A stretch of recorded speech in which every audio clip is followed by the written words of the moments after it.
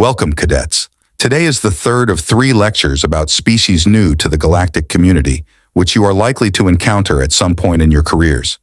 These species are not yet part of the Galactic Senate. Today's lesson is about a species that refers to itself as humans. They originate from an average world orbiting a single yellow star at the edge of the galaxy. Over the next 3 hours, we will cover the basics of their world and the technical requirements for their survival. This lecture will include everything known about them as a collective entity. 2 hours and 45 minutes later.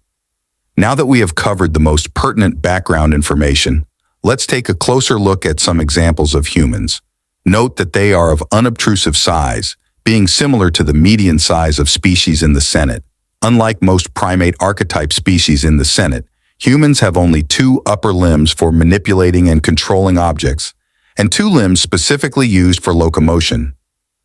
While some individuals can use their locomotive limb ends to pick things up, it is not universal among their species, and is often referred to by them as a stupid party trick.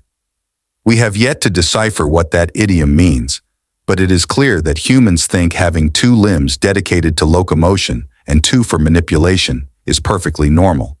They have no tails. We are unsure how they counterbalance themselves when working in precarious locations without a tail, but they seem to manage just fine. They also have no claws. Instead, they have flat, mostly dull nails at the ends of their fingers. Their vision is worse than the majority of species found among us, and their hearing is limited, leaving many high frequencies completely inaudible to them. For example, they are unequipped to hear any sounds made by the falling species without a translator unit. So, if they seem to be ignoring you, it might be that they literally cannot hear you. Humans are not particularly strong or durable for their size. Their median intellect is only 2% higher than the median of all Senate races, so they are not particularly special in that regard either. Overall, humans seem to be an inert and non-threatening prospective member to the Senate, on par with the average among us. However, there is one very important observation that all of you must take away from this presentation. Your very lives depend on it. It is a universal truth among all ecosystems we have encountered that bright coloring either serves as an attractor, indicating that the creature is meant to be consumed, or as a dire warning, signaling that the creature is poisonous and will kill you. Only on one world have we ever encountered both to exist side by side, sometimes within the same species. That world is Earth, the home planet of the humans. As far as we can tell, their diet includes everything. I have personally seen them consume shellfish taken from their seas, and the food was boiled until the bright red warning color was clearly evident. I have witnessed humans consume items marked with the scarlet death warning. They have an entire genre of food that requires the mashed pulp and juices from a fruit belonging to the deadly nightshade family. Yes, you heard that correctly. Humans consume these regularly. I have seen them take highly acidic fruits and turn them into refreshing drinks. They crush acidic fruits into a glass to consume with their breakfast. The vast majority of them willingly consume ethanol for recreation in their downtime. I have even witnessed humans lighting their drinks on fire before consuming them. This should have prepared me, though it did not, for the reality that they also use capsaicin as a flavoring. They even have a rating system for how intense the capsaicin is. The mildest of their peppers starts at 0, and the fumes from one of those made me uncomfortable. Some of their peppers have a rating of over 1 million, and humans eat these.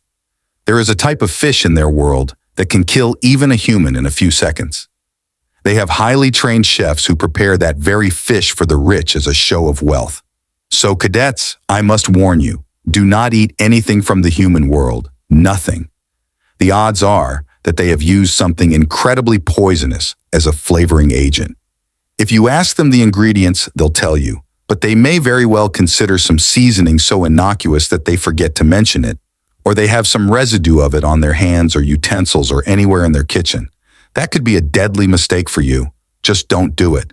Politely decline and tell them you're not adventurous enough to partake of the foods of their home world, and instead offer them something from your world. I know some of you won't believe me, so I encourage you to search through the archives for examples of human cuisine. read the analysis of the contents. We even have videos of them partaking in many rituals involving food so that you can witness them eating various things like hot wings and the cinnamon challenge. The consumption of ethanol is so prevalent, it's almost impossible to see any human media without it. You are dismissed. Gregor was unfazed. He had been in custody many times and knew how to keep his mouth shut. He knew that they had nothing on him, and it would take a confession from him to hold him for the crimes. Gregor wouldn't give them the confession. "There's nothing you can do to make me talk," were Gregor's last words to the interrogator as the interrogator left the confines of the interview chamber. "We know he did it, but we can't prove it, so we need a confession from him," the primary interrogator said, stating the obvious. "Have you tried everything?" "Yes, everything." The nearby human, a new assignee to the station, chimed in. "How long has it been since that dog ate?" Both interrogators swiveled their heads to look at the human. One of them replied, "Dog?" The human answered back, "Yeah, he looks like he's a Canada-evolved species, right? Dogs." "Ah, yes, well, that he is. So he has an excellent sniffer, right?" "Yes." "How is that relevant?"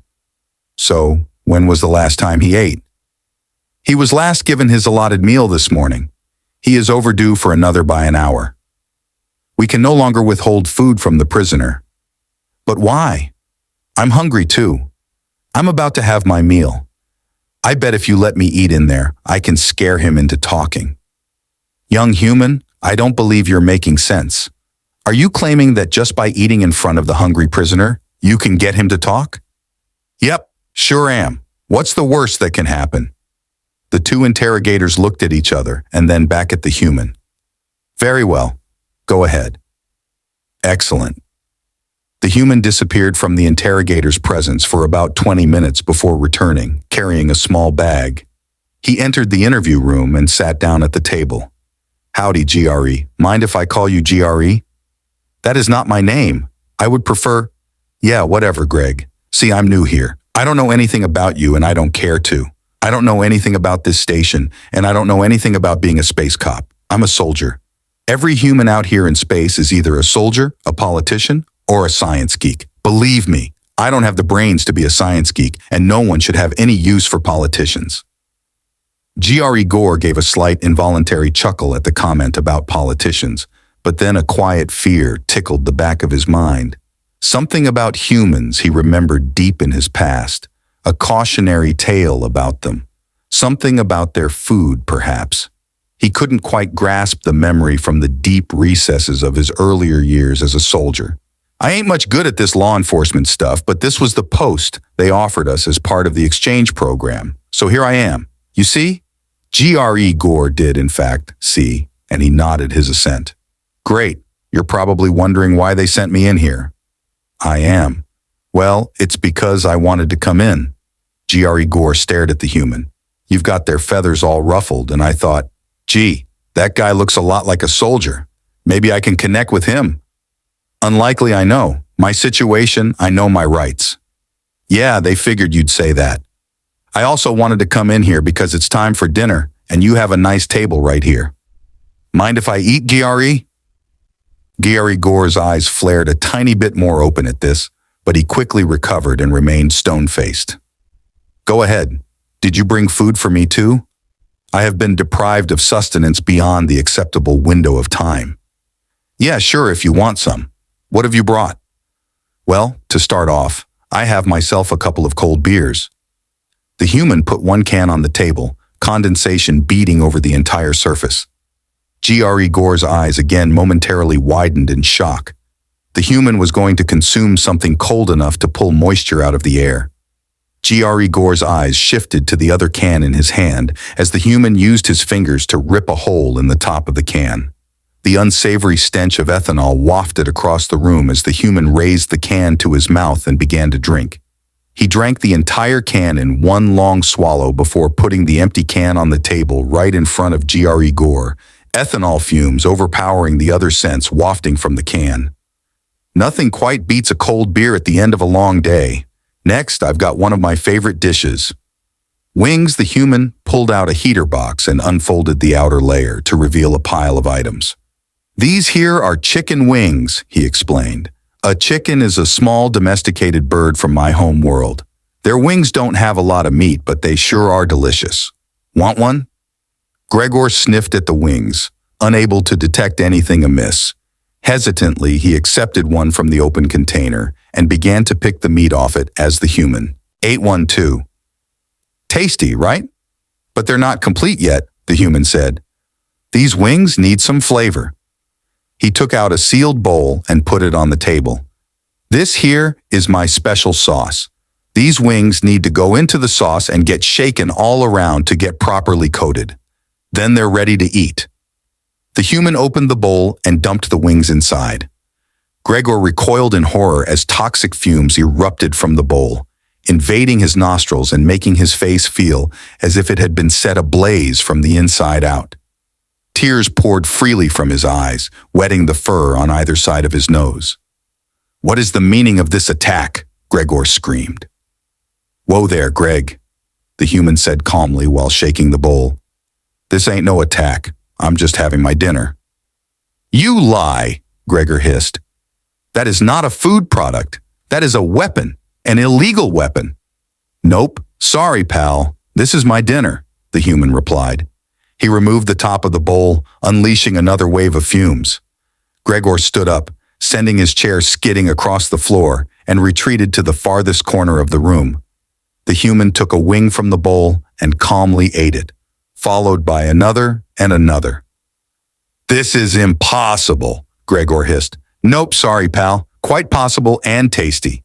You sure you don't want to try one now that they're finished? I'm not even one for the real hot wings, so these here are just mild flavored." The human ripped open the top of a second can of beer and took a sip before continuing to eat the wings.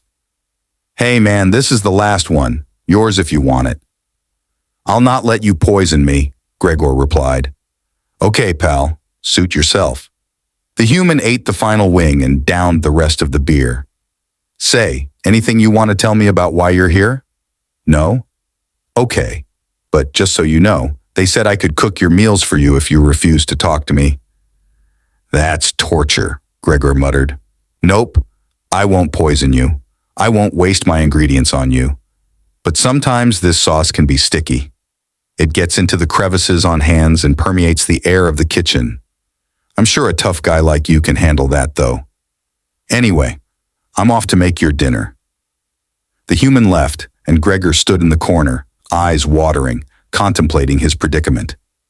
"I'll talk," he shouted. "Interrogator, come in here, I'll talk. Just don't let the human prepare my food."